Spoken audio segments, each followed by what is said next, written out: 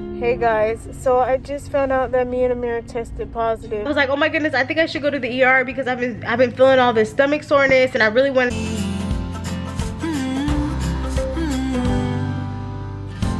Hey guys, so I just found out that me and Amir tested positive for, and it's really hard for me because like I'm pregnant, so like I trust God, but it's like I didn't expect this to happen. Hey everyone, so in that clip that you seen, it was obviously me just distraught, hurt, frustrated, panicking because I had just found out that my son and I had got the virus. I think I was just very overwhelmed because first of all, nobody wants to hear that their child has a life-threatening illness that people have lost their lives to, which my condolences if you've lost someone to the virus. Also, my husband had a spinal surgery, so I was taking care of him at the time, so I was like he was depending on me for medications, depending on me for changing bandages, everything, you know, he was dependent on me. And you know, I was just really overwhelmed. And then also being 6 months pregnant and finding out that you have this thing, that was really overwhelming for me. Well, let's rewind to how this whole thing came about. I don't want to like make this too long because I don't want to bore y'all, but this is real. Rewind to how this whole thing came about. So last month Sunday of the weekend of the 20th, my husband and I sent our son to a birthday party after his graduation. We sent him with a family member to a birthday party, and he came back the next day and he had 3 more days of school left. The second day of school, he came back with a warm head and he was laying around. We knew that he wasn't himself, but his head was warm, but it wasn't hot. So I Googled, what do you do if your child has a fever? And it was like, okay, give it 2 days, and if it gets any worse, you know, bring him in to his pediatrician. So I said, okay, I'm gonna give this thing 2 days. So next day he was himself. He was excited to go to school, have a water day. So he came back and he was laying around again, and his head was like warmer. It wasn't hot, but it was like definitely warmer. So I said, I'm gonna give this thing 1 more day, whatever it is, and we'll go see what happens. Next day he was himself, no more fever, nothing. So I noticed that I started to get like this, I noticed that my ligament pain was worse than usual. Like, you know like when you're pregnant, your muscles stretch and stuff like that, or like you have pressure at the bottom of your stomach. And this was, I noticed I was feeling weak and I was like having a little more soreness than usual down there.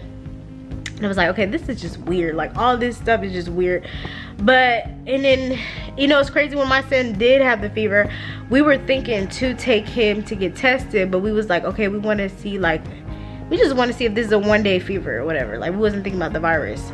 So that same week I texted the family member that was at the birthday party, and I said, how are you doing? You know, I was trying to see how she was doing. She told me that she had the virus, and I was like, oh, you know, how did you get it, whatever. She's like, oh, we got it from the birthday party. And I'm thinking, oh wow, the same birthday party that I sent, you know, it was her child's birthday party that I sent my son to. So she said, yeah, a lot of people at the party had caught the virus, you know. And then I was like, when she told me, I was like, why didn't nobody tell me, you know, that there was a virus going on at the birthday party? I feel like I should have been told, especially, you know, I sent my son there, and then, you know, I'm also 6 months pregnant. Like, I feel like I should have been told, but whatever, we're past it, whatever. You know, I'm just glad that we're all okay. But I just feel like, you guys, if you're at an event, I mean, of course it was risky for me to send my son to a birthday party when this thing is out, but I also feel like when people know things like this, we gotta communicate, you know, we gotta stick together. So anyways, she told me this right away. I scheduled an appointment at Walgreens, rapid test for my husband, son, and I. So we went on Sunday the 28th. We went to get tested, and I remember my husband was inside the pet store getting food for his exotic animals, and he came back to the car. And I had just opened an email, and I found out that my son and I had caught the virus. My husband's test came back negative, but our test came back positive. I was like crying, panicking, whatever, especially since I was pregnant, especially like our son had it, like, oh. I was like, oh my goodness, I think I should go to the ER because I've been feeling all this stomach soreness, and I really wanted to check on the baby. And I was just wondering, do I need to bring my son into the ER because he got it too? And I was just worried about my children, you know what I'm saying? So we went to the ER. I went in, my son and husband was waiting in the car. I went in the ER and I was crying, and I was like, I don't know what to do. I was like, I'm pregnant. I just found out that I got the virus and my son has a virus. Like, I don't know what to do. I don't know what the next step is. So I come in there crying. Everybody's looking at me like, oh my goodness. So they tell me, you know, as long as you're not having no, you know, crazy symptoms, like, is your son okay? So my son was okay. You know, he's doing great. So, but then they asked me if I was having any soreness or anything. And I told them at the bottom of my stomach, I have been having soreness this whole time. So they were like, yeah, if you're having soreness and stuff like that, you need to come back to the ER because we're going to take you to labor and delivery and check on you. So I started crying even harder. I'm like, oh my goodness, oh my goodness, oh my goodness. So I got in the car, took my husband and son back home. I came back to the ER. They hooked me up to machines. They hooked me up to, like, first of all, they I think they took my blood pressure and everything, and then they hooked me up to, like, you know, to find the baby's heartbeat. Baby was fine, baby's perfect, all that. Like, they had to test me for infections. They had to make sure my cervix was closed. Like, I was perfect. Like, baby was fine. I guess it was just, you know, a combination of the virus and then just ligament pain and stuff like that. So I'm happy that the baby's healthy, breathing well, heartbeat perfect. Like, I'm just thankful to God. So I went home, and first of all, I told myself, I said, I ain't gonna tell no family members that I got this thing. Like, I'm not telling nobody that I got this thing because I don't want nobody's negative comments, nobody panicking, nothing. I don't want nothing added on to the pressure that's already on my brain, already on my mental. Like, I feel like this virus, when it attacks your body, I feel like it also attacks your mind, your mental. It tries to attack your, like, spirituality, like your spirit, you know what I'm saying? And something just told me, don't tell nobody, you know? And so, but then, you know, I felt led to tell the elders of the church, the people at church. So shout out to Donna, shout out to Gloria, because they prayed for us and they asked us, like, do we need anything, you know? And it was nice because we don't have any family out here and where we live. It was nice to know, you know, somebody cared or whatever. But I think the most helpful thing at this time was the prayers, because I really felt this thing trying to attack, you know, my spirit, you know, like, just attack my faith in the midst of all of it. And so they prayed for us, and I just felt this peace after Gloria prayed for us, after Donna prayed for us.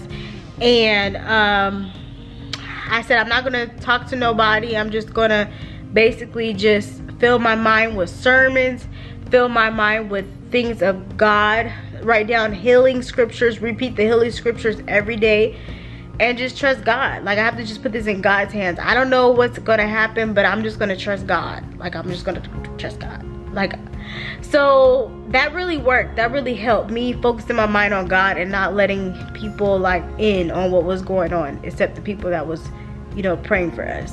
So I'm sorry, my camera died.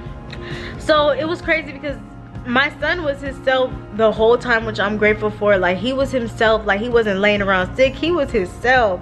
But me and my son, we had to be in the room by ourselves, and then my husband quarantined from us because he didn't have the virus.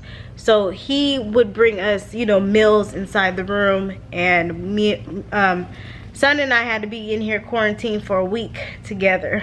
So I was just grateful that he was okay. It's like the next 2 days was bad for me. Like, that Tuesday, Wednesday, like, I had the worst fever. Like, skin sore to touch, head hot, just felt weak, shaky, stomach sore, like, at the bottom, like ligament pain combined with the soreness from the virus. Like, it was just so bad. I was crying in bed just saying, God, please bring me through this, God, please. Like, I was literally dependent on Christ's strength. And in the midst of it, I realized, like, wow, this is like one of the best things that's ever happened to me, because I needed this pause. Because first of all, when I found out, I deleted social media, all social media. And also, like I said, I didn't tell anybody, and I just locked in on filling my mind with things of Christ. And also, I was reading this new book that I got called The YouTube Formula, because I told God, I asked God, I said, God, can you please help me to like, before this whole thing went down, I said, God, can you please help me to, you know what I'm doing wrong on my YouTube channel? Like, I've been on YouTube for 5 years. I'm ready to grow. Like, I'm ready to add value. I'm ready to be used, God, like, even more. Like, can you please help me to figure out what I'm doing wrong? So I bought this book called YouTube Formula, and I have finally cracked the code on what I was doing wrong. And it's like, to get hit after that, it's like, dang. So I said, you know what, I'm not gonna let this virus take me down. I'm gonna lock in, and I'm gonna read this book, and I'm gonna take my notes, I'm gonna do my research, and this is one of the best things that's ever happened to me, like, really. So y'all, like, we're getting through it, you know. Like, my taste and smell, they're there, but they're not there. It's like really bland. Like, I have a lot of like mucus that is coming up, and I think it's the virus. Like, I have a lot of like mucus that I'm trying to like spit up or whatever. And so my smell isn't all the way there. My taste isn't all the way there, but it's coming back. My husband had found out that he had got it, so then we all end up just being in here just with it. So, but I thank God, because we're better. And it's just crazy, because I just was like, dang, life, it's like tomorrow is really not promised. When you find out things like this, when you're going through something, you really have to guard your heart, guard your mind, because be careful who you tell. Y'all, when someone tells you that they are sick or they're going through something, be positive. Don't say things like, oh, you know, don't talk about death, don't talk about anything bad, because you don't know what that person's going through mentally. We're doing better, we're healing, thank God. And I'm just excited because we're still here, and the enemy's plan did not prevail. The baby is great, we're great, and it's just like we're all here, and I'm just grateful. Okay, I'm just grateful. That just shows that God has a purpose for our lives. Like I said, I'm coming back harder and stronger. Been doing all this research and stuff like that. So I thank y'all for all of your heartwarming comments and love on my community post. I am healed by Jesus' stripes. But I would say, if you ever go through this thing, the best thing you could do is just be like, okay, if you ever go through this thing, which I pray that you don't, first of all, guard your heart, guard your mind. Don't panic. Know who's in control. Be careful who you tell your business to. Be careful who you tell what you're going through to, because everybody's not going to have a positive insight on it. Everybody's not going to give you positive advice. And then also, I would say, see the good in it. What good can you get out of this? Like, don't draw into the negativity, because the bigger you make the negativity, the bigger it is. And there was a point in the virus where I was focused on God, and I said those healing scriptures, but it seemed like, yeah, God was getting me through, but it seemed like things got worse for a second. But I felt like that was a faith test, you know. And I was like, dang, I just got out of a faith test, like, you know, got healed from the PCOS, got pregnant in December. I wasn't expecting to be hit like this, but hey, when you are a daughter of a king, a child of God, and God has a perfect plan for your life, of course the enemy gonna try to, you know, this just made me stronger. So expect more amazing content, expect better amazing content, you know. And I thank y'all so much. I appreciate y'all for all the love. Till the next video, peace.